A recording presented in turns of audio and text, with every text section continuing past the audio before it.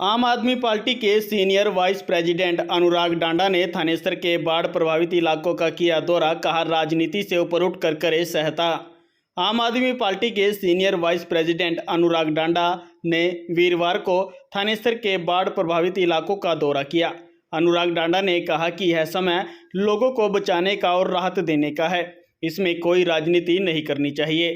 उन्होंने कहा कि आम आदमी पार्टी के कार्यकर्ता बाढ़ प्रभावित इलाकों में पहुंच रहे हैं और पीड़ित लोगों को खाद्य सामग्री व अन्य जरूरी सामान उपलब्ध करवा रहे हैं। वहीं बाढ़ प्रभावित इलाकों से लोगों को रेस्क्यू कर सुरक्षित स्थान पर छोड़ा जा रहा है। बाढ़ क्षेत्र जल प्रभावित का दौरा किया आपने, क्या कहेंगे?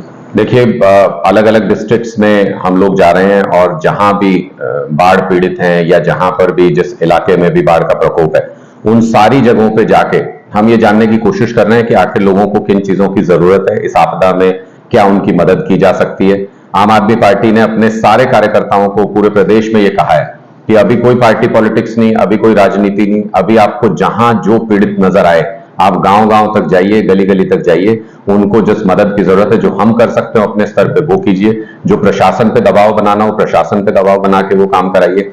लेकिन जहां भी हम गए वहां पे एक चीज स्पष्ट है कि गांव कट रहे हैं, अब उनकी सड़कें पानी में बहना शुरू हो गई हैं। बहुत सारे गांव ऐसे हैं जो बाकी इलाके से कट गए हैं। वहां पर पीने के पानी की दिक्कत, वहां पर खाने की दिक्कत, वहां पर पशुओं की दिक्कत बहुत ज्यादा होने लगी है। पशु कई जगह पे पानी में बंधे हुए थे जहां हम गए।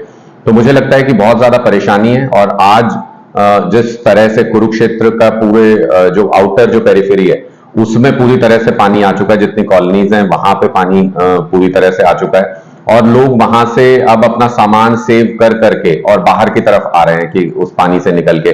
लेकिन सबको अपना घर भी संभालना है, कुछ सदस्य घर में रुक भी रहे हैं, उन सबके लिए पानी का कैसे इंतजाम होगा, उन सबके लिए कैसे खाने का इंतजाम होगा। हमारे सारे कार्यकर्ता यहाँ पर हमारे जिला अध्यक्ष हैं जगबीर जी, वो भी, हमारे लोकसभा अध्यक्ष हैं सुमित जी, वो भी, और हमारे साथ में प्रवीण जी हैं, सारे जितने भी हमारे लीडर्स हैं कुरुक्षेत्र के, वो सारे लोग पूरी हिम्मत पूरी ताकत के साथ हर जगह पे जाके कार्यकर्ताओं की मदद से तमाम जो आम लोग हैं उनके बीच में पानी पहुंचाने का काम कर रहे हैं। उनको और कोई सहायता चाहिए उसके लिए मदद कर रहे हैं।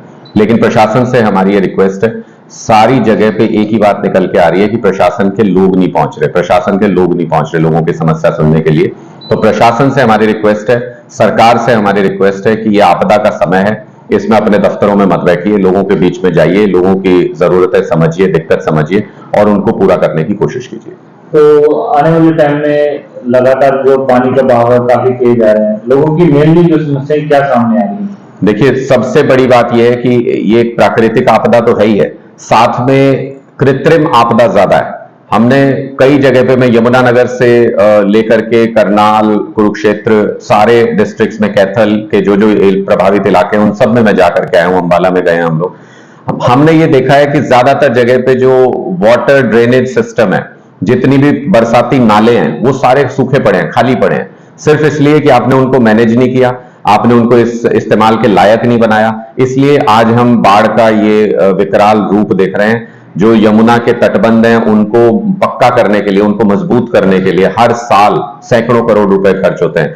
बीजेपी की सरकार में भी आप देखिए 80 करोड़ रुपए दिए गए थे यमुना के तटबंध को मजबूत कर। कौन खा गया वो 80 करोड़ रुपए, कहां गए? क्योंकि यमुना के तटबंध कई जगहों पे टूटे हैं, जिसकी वजह से सैकड़ों गांव पूरी तरह से किसानों की फसल डूब गई है, गांव के अंदर पानी घुस गया है। वो सारा का सारा कृत्रिम फॉल्ट है, वो आर्टिफिशियली बनाया गया प्रकोप है। क्योंकि नेचुरल प्रकोप तो जो पानी आना था वो आ ही रहा था, बाढ़ जो आनी थी वो आ रही थी, लेकिन ऐसी जगहों पे जहां पानी नहीं जाना था वहां पे भी पानी अगर गया तो वो अवैध खनन की वजह से गया। बेलगढ़ कल हम गए थे, वहां कितना अवैध खनन चल रहा है। आज हम इंद्री जाके आए, उसके आसपास के इलाके में अवैध खनन चल रहा है, कई 50-50 फुट तक यमुना के किनारों पर खोद दिया जाता है, जिससे किनारे कमजोर हो जाते हैं और फिर वो पानी उस तरफ बह निकलता है। तो ये सारी चीजें जो हैं सरकार की नाक के नीचे हो रही हैं।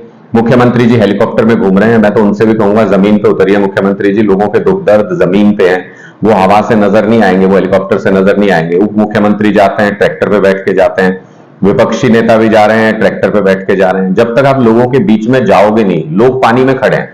अनिल विज जी को वोट मिल जाती है अपने घर जाने के लिए, उप मुख्यमंत्री को ट्रैक्टर मिल जाता है पानी जहां पर उन गांव में जाने के लिए, मुख्यमंत्री को हेलीकॉप्टर मिल गया घूमने के लिए, ऊपर से देखने के लिए।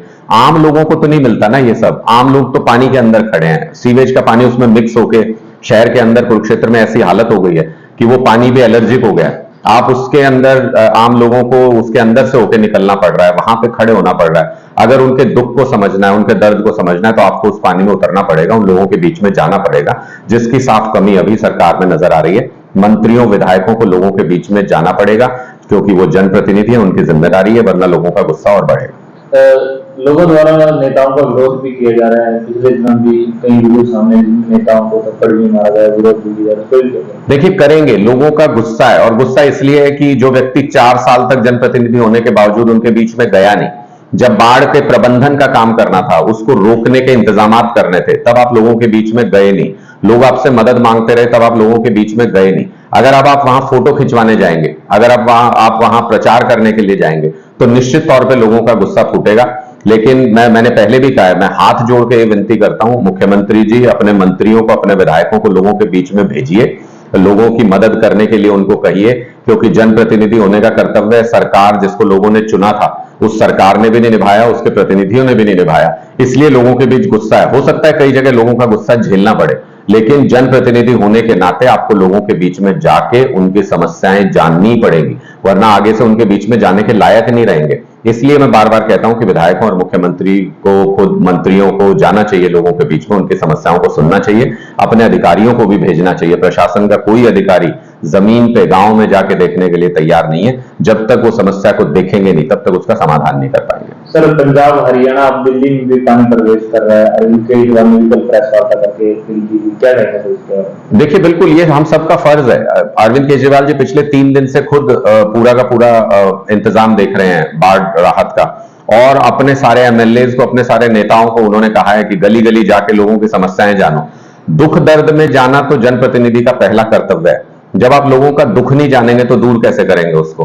तो इसलिए कितना हम कर सकते हैं हमें भी नहीं मालूम कि हम कितनी मदद कर सकते हैं। जितने सक्षम है उतनी कोशिश कर रहे हैं, लेकिन कम से कम लोगों के बीच जाके उनसे पूछो तो सही कि उनका दुख क्या है, उनका दर्द क्या है, उनकी तकलीफ क्या है, उनको चाहिए क्या है इस वक्त में, मुसीबत के वक्त में। और वो लोगों में साफ तौर पर वो नजर भी आता है कि जहां पे नई जरूरत होती है वहां लोग कहते हैं कि हम सक्षम हैं, हम अपने आप में इंतजाम कर लेंगे। लेकिन जहां लोगों को जरूरत है, ऐसी जरूरत के वक्त में उनके बीच में जाना कर्तव्य है जनप्रतिनिधियों का, सरकार का। और मुझे लगता है कि उसमें ये सरकार पूरी तरह से फेल हुई है भारतीय जनता पार्टी की, कि ना तो इनके जनप्रतिनिधि लोगों के बीच में जा रहे, ना सरकार राहत का इंतजाम करवा पा रही है। गांव गांव में हमको ये जानने को मिला है कि बोट चाहिए, हमको नाव चाहिए। सरकार कह रही है बोट नहीं है हमारे पास। बोट आज के दिन में, मतलब कौन सी सदी में हम और क्या बात कर रहे हैं? इस सदी में अगर ये कहें कि बोट नहीं है हमारे पास, इससे दुर्भाग्यपूर्ण कुछ नहीं हो सकता। 1100 करोड़ रुपए आपदा प्रबंधन का, उसमें से खर्च नहीं हुआ, वो यूं का यूं पड़ा हुआ है। किस लिए रखा हुआ है वो पैसा? किसके लिए था वो पैसा? तो मुझे लगता है कि इन सब चीजों के ऊपर ध्यान देने की जरूरत है। बीजेपी की सरकार ने इन चीजों पे ध्यान नहीं दिया, इसलिए जो ये आपदा आई भी है, इसका जो इफेक्ट है, इसका जो असर है, वो कई गुना बढ़ गया है इनकी गलतियों की वजह से, इनकी कमियों की, इनकी अनदेखी, इनकी नाकामियों की वजह से।